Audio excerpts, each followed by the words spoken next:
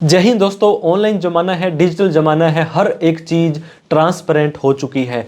अगर आपने किसी भी तरह की कोई फाइनेंशियल ट्रांजैक्शंस करनी है, आपने बैंक में अकाउंट खुलवाना है, क्रेडिट कार्ड का कोई पेमेंट या आपने भी अप्लाई करना है, शेयर मार्केट के अंदर, म्यूचुअल फंड के अंदर, क्रिप्टो करेंसी के अंदर, जीएसटी के अंदर कोई भी लेन देन करते हैं तो दोस्तों आपका पैन कार्ड वहां पे मांगा जाता है। जैसे ही आपका पैन कार्ड मांगा गया है, इनकम टैक्स डिपार्टमेंट को यह सूचना चली जाएगी कि आपने क्या क्या कहां पे ट्रांजैक्शंस किए हैं। दोस्तों 2026 स्टार्ट हो चुका है। 2026 के अंदर आज हम डिस्कस करने वाले हैं ऐसी कौन कौन सी ट्रांजैक्शंस हैं, ऐसी कितनी लिमिट है, जिस लिमिट को उस ट्रांजैक्शंस को आप क्रॉस कर जाएंगे तो इनकम टैक्स डिपार्टमेंट को यह सूचना चली जाएगी।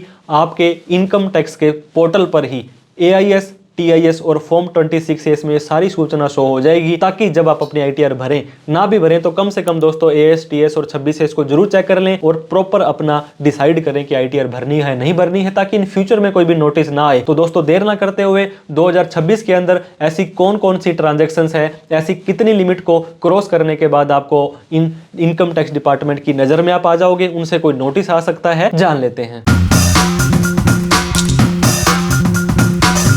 तो दोस्तों आज हम कुछ ऐसी ट्रांजैक्शंस के बारे में बात करेंगे जो या तो आपको अवॉइड करनी है या उस लिमिट से क्रॉस नहीं करनी है, ताकि 2026 के अंदर इनकम टैक्स डिपार्टमेंट हो, GST डिपार्टमेंट हो, बहुत तरह के ऐसे दोस्तों नोटिसेज आपको भेजते हैं, क्योंकि कंप्लाइंस करना बहुत ही जरूरी होता है। तो इन ट्रांजैक्शंस की लिमिट को जान लेते हैं। ये ट्रांजैक्शंस को दोस्तों प्यार से हाई वैल्यू ट्रांजैक्शंस के नाम से जाना जाता है। Each and every transactions can be traced, tracked by PAN card, क्योंकि दोस्तों इनकम टैक्स डिपार्टमेंट का ये बहुत बड़ा हथियार है। अगर आप अपने पैन कार्ड को कहीं पर भी देते हो, मान लीजिए आपने बैंक के अंदर खाता खुलाना है, आपने सिप करानी है, क्रेडिट कार्ड है, शेयर मार्केट में पैसा लगाना है, क्रिप्टो के अंदर, गेमिंग के अंदर, कहीं पर भी आप अपना पैन कार्ड दे दोगे तो दोस्तों ये सूचना इनकम टैक्स को कभी भी जा सकती है। इनकम टैक्स डिपार्टमेंट हर एक ट्रांजेक्शन को ट्रैक नहीं कर सकता है। इंडिया के अंदर दोस्तों 145 करोड़ लोग हैं, कितने ट्रांजेक्शन ये लोग करते हैं, तो हर एक ट्रांजेक्शन की नजर नहीं रहती है। तो उन्होंने कुछ रिस्पॉन्सिबिलिटी लगा दी, क्योंकि इनकम टैक्स डिपार्टमेंट तो एक है, लेकिन जहां जहां पे ट्रांजेक्शन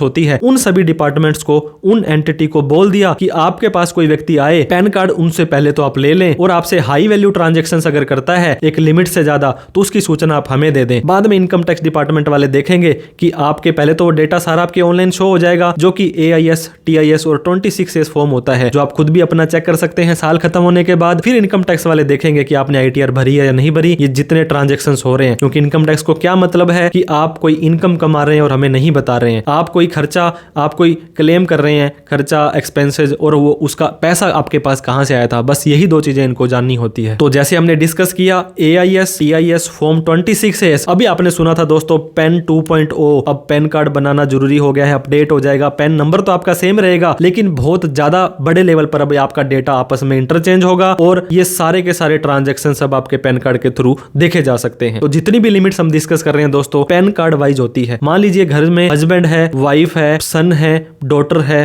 फादर है, मदर है, इन सभी का अपना अपना अगर पैन कार्ड बना हुआ है तो इन सभी को अलग अलग लिमिट ट्रांजैक्शंस करने की दी गई है। और फाइनेंशियल ईयर वाइज मान लीजिए 1 अप्रैल 2025 से लेकर के 31/3/2026 इस पूरे साल के अंदर जो भी लेन देन करेंगे उसकी सूचना आपकी आगे जाती है। 1 जनवरी 2026 को दोस्तों ये कोई नया कैलेंडर ईयर आपका स्टार्ट हो चुका है, लेकिन सारी की सारी लिमिट फाइनेंशियल ईयर वाइज आपको देखनी है। और ये ट्रांजेक्शंस बैंक में आपने लेन देन किया, क्रेडिट कार्ड से किया, शेयर मार्केट से किया, तो ये अलग अलग ही वहां पे इंफॉर्मेशन दी जाने वाली है। सबसे पहला दोस्तों कैश हर घर के अंदर इस्तेमाल होता है। 8 साल का बच्चा हो, 60 साल के बुजुर्ग हो, सेविंग बैंक अकाउंट तो होता ही होता है दोस्तों। 1 नहीं, 2 नहीं, 5 नहीं, 10 सेविंग बैंक अकाउंट रखते हैं, जहां पे आप अननेसेसरी लेन देन करते हैं। सेविंग बैंक अकाउंट में अगर आपने कैश जमा करवा दिया 10 लाख रुपए से ज्यादा एक साल में, मैंने आपको ऑलरेडी डिस्कस कर लिया था दोस्तों, जितनी भी लिमिट होगी एक पैन कार्ड में, एक साल में, एक एंटिटी में और एक पर्सन की मानी जाएगी। या आपने नगद निकाल लिया 10 लाख रुपए से ज्यादा, या आपने एक बार में दोस्तों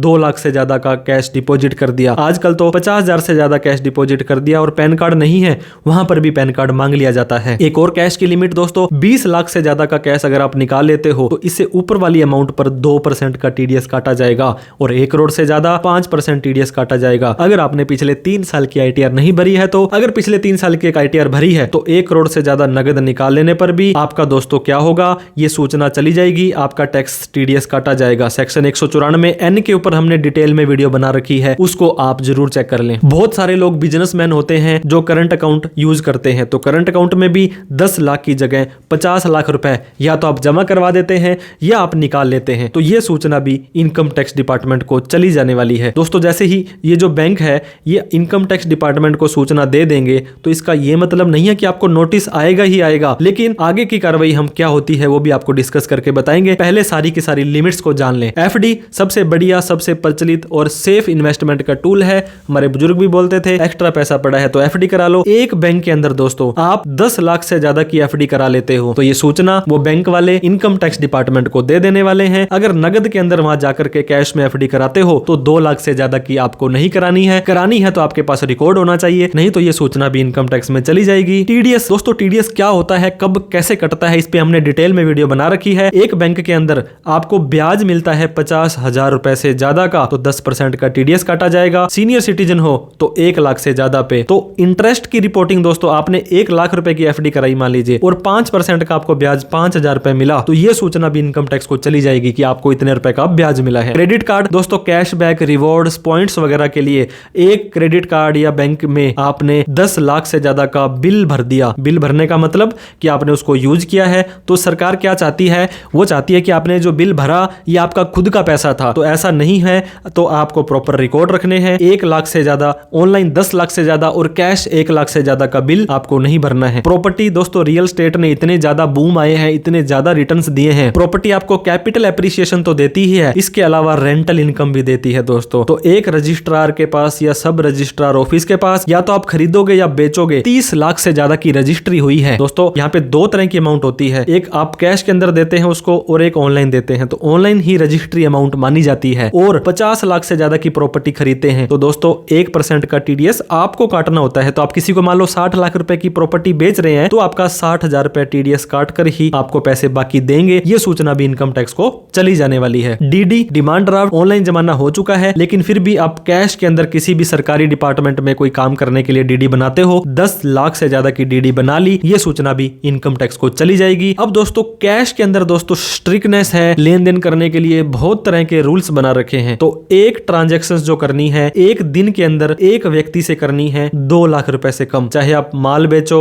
सर्विस दो, लोन में दो, एडवांस में दो। मान लीजिए आपने दोस्तों एक प्लॉट बेचना है और आपने उसको 5 लाख रुपए का बेचना है और ये 5 लाख कैश में लेकर के लिखा पढ़ी कर ली तो बराबर अमाउंट तक का आपको पेनल्टी लग सकती है। तो कैश जो सामने वाला व्यक्ति, वैसे तो देखो दोस्तों अंडर द टेबल जितना मर्जी लो कोई दिक्कत नहीं है, लेकिन जब ये ट्रांजैक्शन जस्टिफाई होती है, रिकॉर्ड जाता है, पैन कार्ड जाता है, तब दिक्कत आती है। शेयर मार्केट के अंदर हर कोई व्यक्ति पैसा कमाना चाहता है। Long term capital gain, short term capital gain, intraday, एफ&ओ, डिविडेंड। अगर आपने एक कंपनी के 10 लाख रुपए से ज्यादा के शेयर लिए तो ये सूचना आपके फॉर्म 26A में चली जाती थी। लेकिन आजकल तो दोस्तों चाहे 1 रुपए का भी शेयर ले लोगे ना, वो भी आपके AIS और TIS में शो होता है। तो आपको कई बार एक व्यक्ति ने हमसे पूछा कि सर मेरे पास तो 1 लाख रुपए था और मैंने उसी शेयर को बार बार 100 बार लिया बेचा तो मेरे तो 100 लाख यानी कि 1 करोड़ रुपए की सेल दिखाने लग गया और मुझे प्रॉफिट तो 1 लाख रुपए का हुआ है। तो यूजुअली 4 लाख से कम इनकम पर आपको ITR भरने की जरूरत नहीं होती है, लेकिन आपने इतना लेन देन कर दिया, अगर आप ITR भर देते हो दोस्तों 90% केस के अंदर ITR आपका रामबाण इलाज होता है, आपको नोटिस आने की संभावना कम हो जाती है। बॉन्ड्स,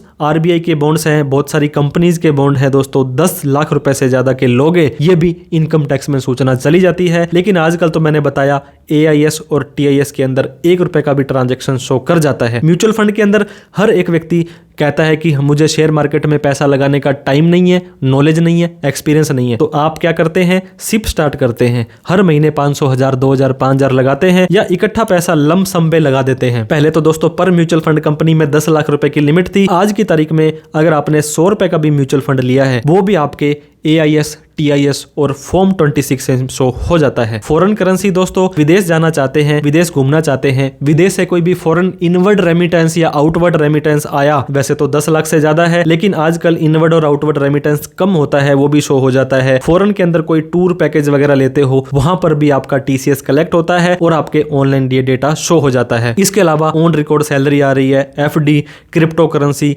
गेमिंग, जो भी ट्रांजेक्शंस दोस्तों ASTS में होती है 75 से ज्यादा तरह की ट्रांजेक्शंस होती हैं जो आपके पैन कार्ड के अगेंस्ट में AIS TIS में शो होती है। इसके ऊपर हमने डिटेल में वीडियो बना रखी है, इसको भी एक बार आप जरूर चेक करें। इसके अलावा हर एक व्यक्ति का सेविंग बैंक अकाउंट होता है, तो सेविंग का ब्याज, FD का ब्याज, GST की टर्नओवर दोस्तों, GST से याद आया, एक साल के अंदर अगर आप माल बेचते हो तो 40 लाख से ज्यादा, सर्विस देते हो तो 20 लाख से ज्यादा का पैसा आपके पास आ जाता है। तो यहां पर भी आपको GST नंबर लेना जरूरी हो जाएगा। UPI, ऑनलाइन, इस तरह की ट्रांजैक्शंस आज की तारीख में इनकम टैक्स को नहीं जाती है, लेकिन तमिलनाडु GST डिपार्टमेंट ने 13,000 दुकानदारों को GST का नोटिस भेजा था क्योंकि उन्होंने UPI, फोन पे, रोजर पे से 40 लाख से ज्यादा का पैसा अपने अकाउंट में ले लिया था। तो अभी तक इनकम टैक्स को तो ये सूचना नहीं जाती है, लेकिन एक क्लिक पर ही काफी सारा डेटा यहाँ पे पता किया जा सकता है। तो GST की जितनी भी टर्नओवर थी बराबर में बोलेगी दोस्तों इनकम टैक्स में। Share market, mutual fund, business receipt, किसी भी अमाउंट पर कोई TDS कटा, ये सारा का सारा डेटा आपके ऑनलाइन शो हो जाएगा। तो दोस्तों क्या सॉल्यूशंस हैं?